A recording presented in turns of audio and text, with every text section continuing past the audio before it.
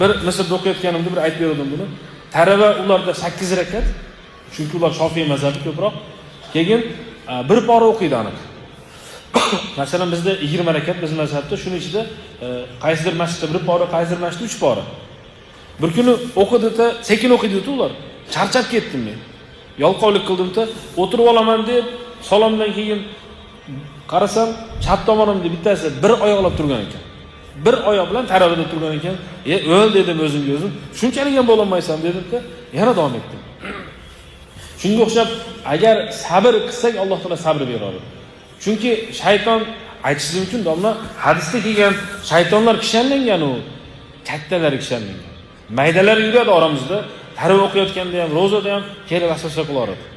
Uyda o'qiysan-da, damal endi yetadi bugunga. O'sha paytda aytingki, jannat qimmat narsa. Oson narsaga berilmaydi.